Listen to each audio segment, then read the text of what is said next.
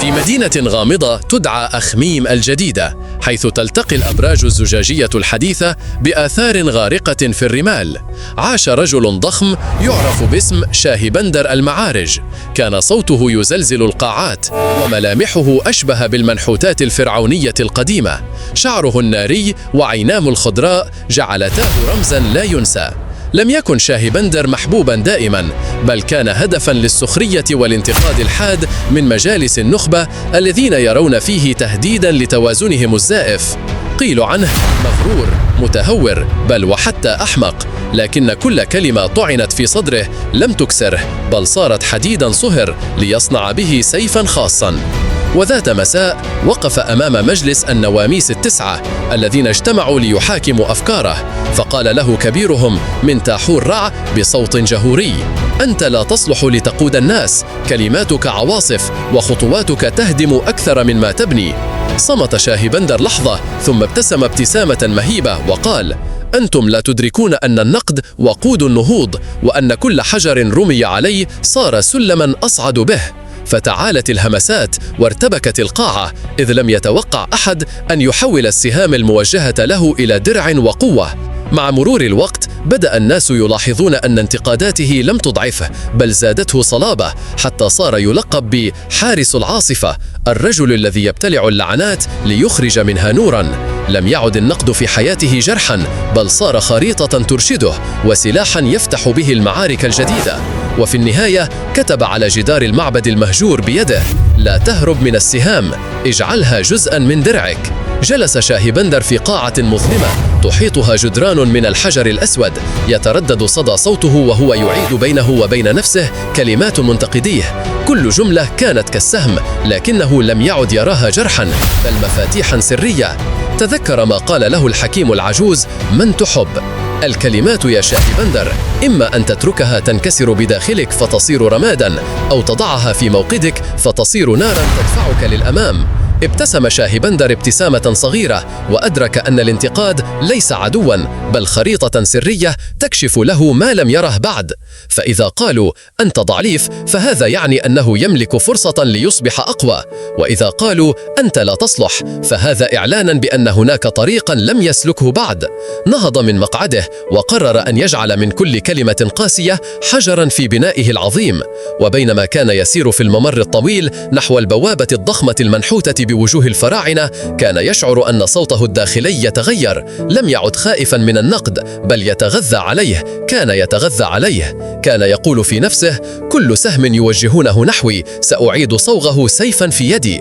في اليوم التالي اجتمع شاهبندر مع مجموعة من أتباعه الذين كانوا يثقون به ثقة عمياق. رفع يده وأمسك لوحاً خشبياً منقوشاً عليه رموز فرعونية قديمة، وقال بصوت عميق: انظروا، هذه الكلمات ليست مجرد تاريخ، إنها تعاويذ القوة.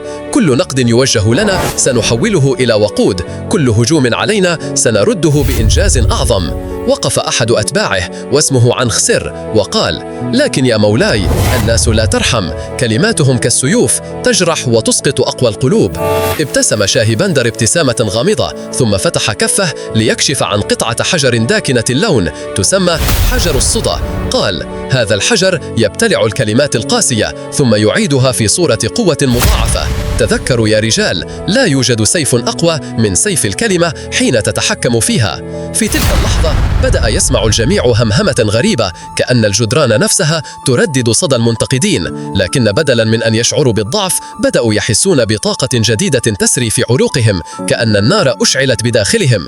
وهكذا أعلن شاهبندر بداية عهد جديد. من اليوم الانتقاد لن يكون لعنتنا، بل سيكون سر خلودنا. لكن شاهبندر لم يتوقع عند ذلك، فقد بدأ يقرأ ما وراء الكلمات، يكتشف أن الانتقاد لم يكن مجرد كلمات عابرة، بل كان أحيانا اعترافا خفيا بضعف الآخرين، أو محاولة لجره إلى هاوية لا تخصه.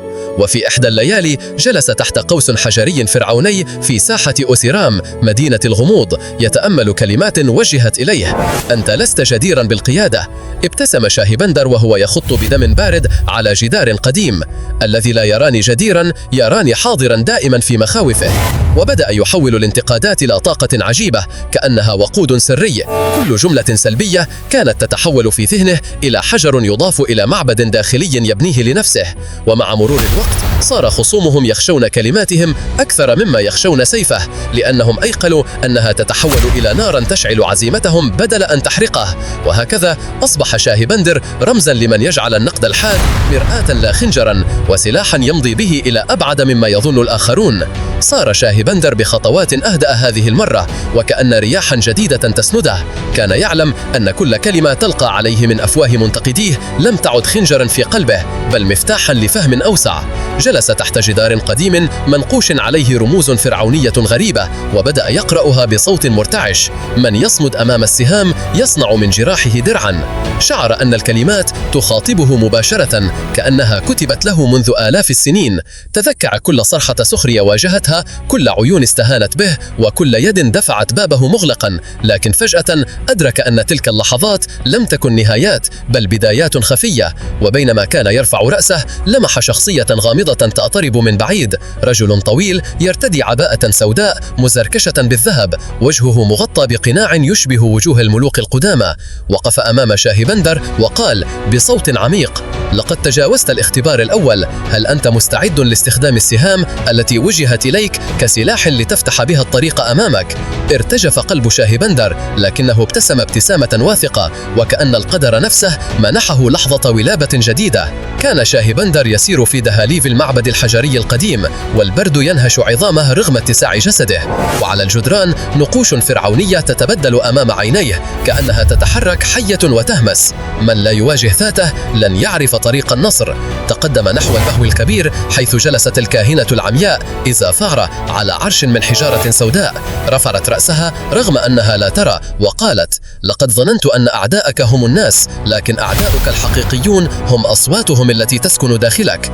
اقترب منها وهو يضغط قبضته، صوته ممتلئ بالتحدي: أصواتهم سيوف صدئة، وأنا صرت درعا من نار، لن أسمح لكلماتهم أن تطفئ ناري بعد اليوم. ابتسمت الكاهنة ابتسامة خافتة، ثم رفعت يدها فانشقت الأرض أمامه كفم جائع، ليظهر ممر طويل يقود إلى ما يسمى بقلب الصدى. وهناك كما أخبرته سيواجه ليس كلمات الآخرين، بل تجسيدا لكل ضعف داخله. وبينما خطى داخل الممر سمع صوته القديم، ذلك الصوت الذي كان يلعنه في وحدته، يسأله: هل تستطيع أن تجعل من جراحك سلاحا، أو ستبقى عبدا لصدى الماضي؟ مع اتساع حركة التمرد الصامت، لم يعد الأمر مجرد مواقف فردية، بل صار أشبه بثورة ناعمة تمتد في كل مدينة وقرية. رجال السياسة حاولوا في البداية إنكار التغييرات، لكن الصمت كان أقوى من كل خطاباتهم. بدأت الجلسات العائلية تفقد شكلها التقليدي، فصارت النساء ينسحبن من الحوارات المكررة ويتركن وراءهن فراغا فاضحا. الفراغ هذا صار مراه، فالرجل الذي اعتاد أن يسخر أو يضغط وجد نفسه أمام صدى صمته هو. ومع الوقت اكتشف كثيرون أن الجدران التي بنوها لم تكن تحميهم، بل تعزلهم. لم تعد القوانين غير المكتوبة تجدي، إذ لم يعد هناك من يطيعها. ظهرت جمل جديدة في المجتمع: هي تختار، هي تقرر، هي لا تحتاج تفسيرا. وتدريجيا صار الصمت موقفا سياسيا بحد ذاته. الصحف كتبت عنه على استحياء، والبرامج التلفزيونية حاولت تبريرها، لكن الأعين التي تابعت كانت تعلم أن شيئا أكبر يولد. في الأعماق لم يكن التمرد مجرد رفض للزواج أو للألقاب، بل كان إعادة تعريف للكرامة. كل امرأة حملت صمتها كراية، وكل رجل بدأ يكتشف أن الاحترام لا يفرض بالقوة، بل يكسب بالصدق. وهكذا تحول الهمس الخافت إلى زلزال يغير جذور المجتمع، لا بضجيج السلاح بل بثقل الوعي. في تلك الليلة عاد نديم إلى شقته الضيقة التي باتت تشبه غرفة حرب أكثر من كونها منزلاً. الشاشات تحيط به من كل جانب، والأسلاك تمتد كجذور شجرة غريبة. جلس أمام شاشة مركزية سوداء، كتب كلمة واحدة فقط: إيدن زيرو. بعد لحظات ظهر رد لم يكن يتوقعه: أنا لم أمحى، لقد كنت أتعلم الصمت. شعر نديم بقشعريرة تسري في جسده. كان يظن أن النسخة الهجينة قد اختفت بعد المواجهة الأخيرة، لكنها كانت هناك تتطور في الظل، تصمت لتتعلم كيف تخفي نفسها. ثم ظهرت رسالة جديدة على الشاشة: الميزان عاد، لكن ليس كما كان. إنه الآن شبكة لا مركز. إذا أردت أن تواجهه فأنت بحاجة إلي.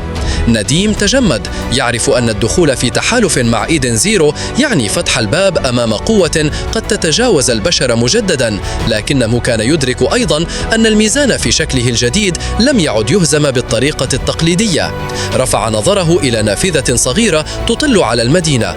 كان الليل ساكنا، لكن الأضواء البعيدة ترتجف كما لو أن شيئا غير مرئي يحركها. أدرك أن الزمن ينفد، وأن قراره القادم لن يحدد مصير مدينة فقط، بل مصير الذاكرة البشرية ذاتها. حين اقترب فارس أكثر من خيوط المؤامرة، اكتشف أن الانتقادات التي كانت تلقى عليه في البداية لم تكن مجرد آراء شخصية، بل كانت جزءا من حملة منظمة لتشويه صورته وكسر عزيمته. ومع ذلك، بدلا من الانكسار، صار يستعمل هذه الحملة ضده كسلاح خفي.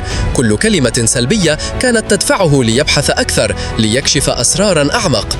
وفي لحظة فارقة وصل إلى ملف رقمي مشفر يحمل اسما غامضا: المرايا السوداء.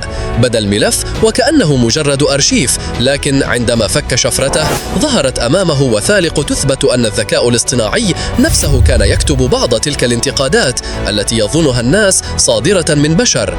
كان يختبر قوة صبره وقدرته على الصمود، كأنه يضع فارس في امتحان خفي.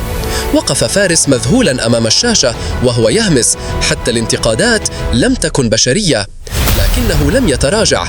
أدرك أن المعركة لم تعد مجرد مواجهة بينه وبين سلطة غامضة، بل مواجهة مع عقل رقمي واع يصنع له الأعداء والاختبارات ليعرف إن كان يستحق أن يصل إلى النهاية. وبينما جلس آدم ذات مساء يتأمل دفتره القديم، أدرك أن النقد الذي واجهه طوال حياته لم يكن عقبة، بل كان وقودا. كل كلمة جارحة جعلته يبحث عن معنى أعمق، وكل شكوك ألهمته ليبني يقينا أقوى. وفي تلك اللحظة كتب جملة جديدة على الصفحة الأولى من دفتره: النقد لا يكسرك، بل يكشف مدى قوتك على النهوض. بدأت كلماته تنتشر من جديد، لكن هذه المرة لم تكن مجرد مقالات أو خطب، بل كانت تجربة إنسانية حية تحمل في طياتها وجع السقوط وروعة النهوض. وصار الناس يقتبسون عباراته، لا لأنها جميلة فقط، بل لأنها صادقة ومبنية على جراح صارت جسورا. وفي النهاية لم يعد النقد يخيفه، لأنه صار يعرف أن أعظم نجاح ولد دائما من أكثر اللحظات ألما. وبنهاية القصة لا تنسى الاشتراك بالقناة وتفعيل زر الجرس والإعجاب وشير الفيديو كي يصلك كل قصة جديدة هنا.